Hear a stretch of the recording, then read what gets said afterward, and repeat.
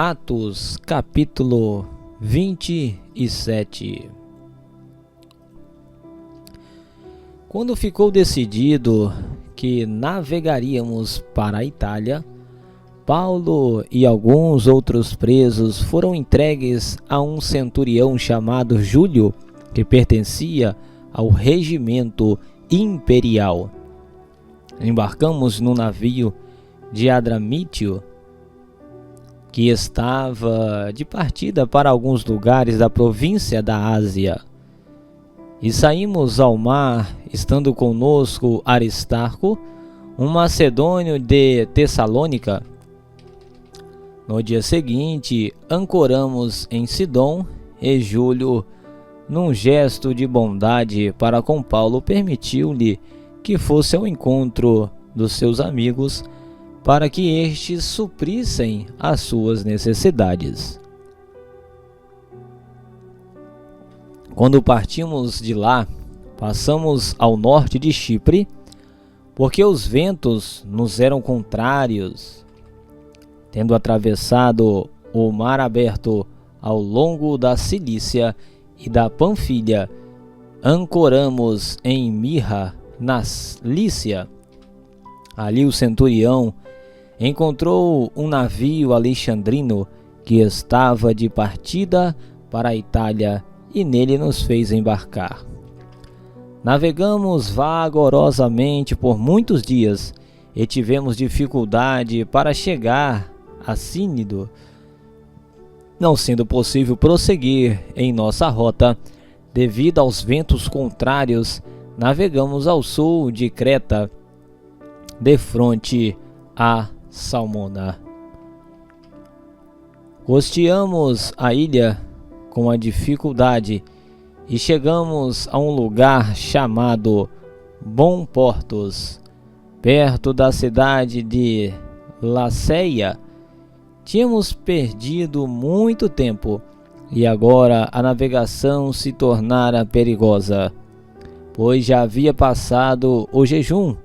Por isso Paulo os advertiu: Senhores, vejo que a nossa viagem será desastrosa e acarretará grande prejuízo para o navio, para a carga e também para as nossas vidas. Mas o centurião, em vez de ouvir o que Paulo falava, seguiu o conselho do piloto e do dono do navio. Visto que o porto não era próprio para passar o inverno, a maioria decidiu que deveríamos continuar navegando, com a esperança de alcançar Fenície e ali passar o inverno. Este era um porto de Creta que dava para sudoeste e noroeste. Começando a soprar suavemente o vento sul, eles pensaram que haviam obtido o que desejavam, por isso levantaram a âncora e foram navegando ao longo da costa de Creta. Pouco tempo depois, desencadeou-se da ilha um vento muito forte chamado Nordeste. O navio foi arrastado pela tempestade sem poder resistir ao vento. Assim, cessamos as manobras e ficamos à deriva. Passando ao sul de uma pequena ilha chamada Clauda, foi com dificuldade que conseguimos recolher o barco salva-vidas. E levando, lançaram mão de todos os meios para reforçar o navio com cordas e temendo que ele encalhasse nos bancos de areia de Sirte, baixaram as velas e deixaram o navio à deriva.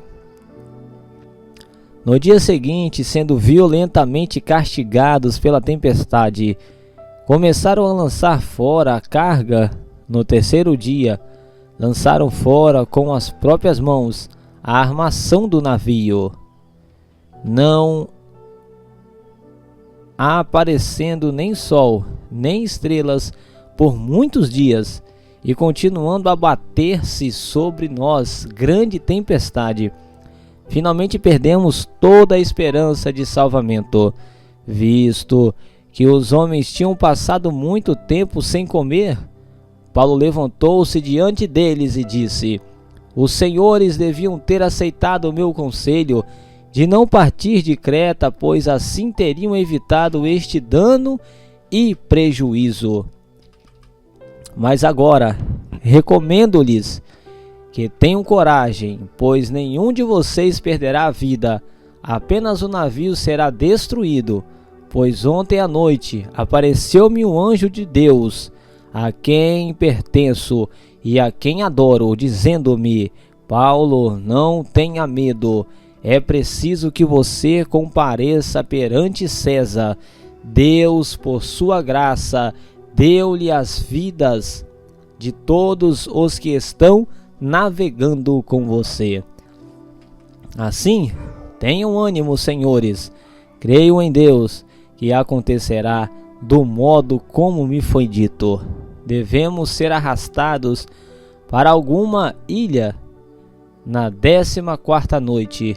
Ainda estávamos sendo levados de um lado para o outro no mar Adriático, quando por volta da meia-noite os marinheiros imaginaram que estávamos próximos da terra. Lançando a sonda, verificaram que profundidade era de 37 metros. Pouco tempo depois, lançaram novamente a sonda e encontraram 27 metros.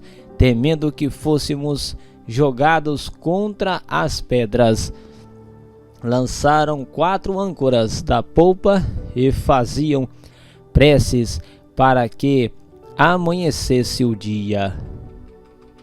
Tentando escapar do navio, os marinheiros deixaram o barco salva-vidas ao mar, a pretexto de lançar âncoras da proa. Então Paulo disse ao centurião e aos soldados: se estes homens não ficarem no navio, vocês não poderão salvar-se.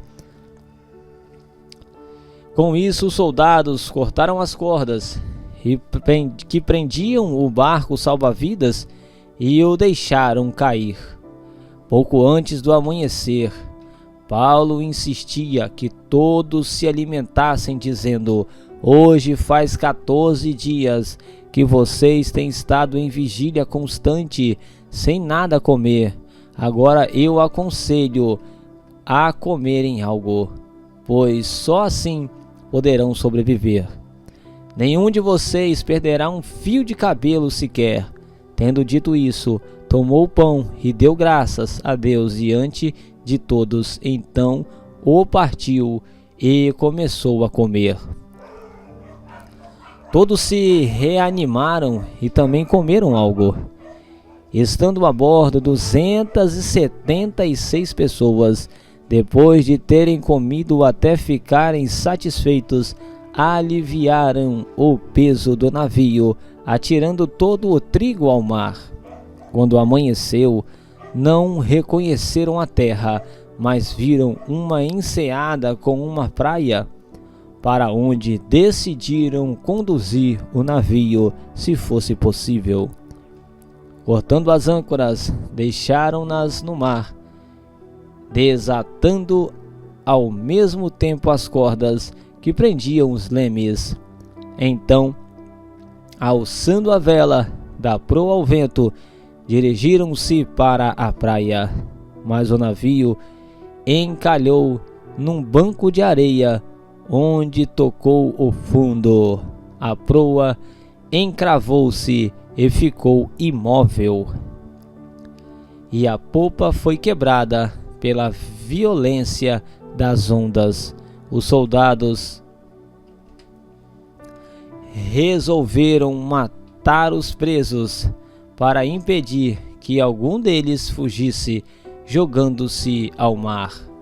Mas o centurião queria poupar a vida de Paulo e os impediu de executar o plano. Então ordenou aos que sabiam nadar que se lançassem primeiro ao mar, em direção à terra, os outros teriam que salvar-se em tábuas ou em pedaços do navio.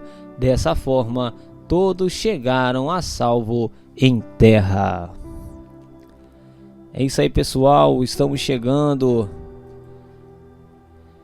ao final, de Atos. Estamos no capítulo 27, mais um capítulo aí, 28, e estaremos finalizando este livro abençoado aí na viagem, e grandes atos aí dos apóstolos, viagem de Paulo aí, Deus honrando ele. E aguardo vocês aí no capítulo 28. Não deixe de se inscrever, ajude-nos no canal a mantermos aí sempre a palavra do Senhor.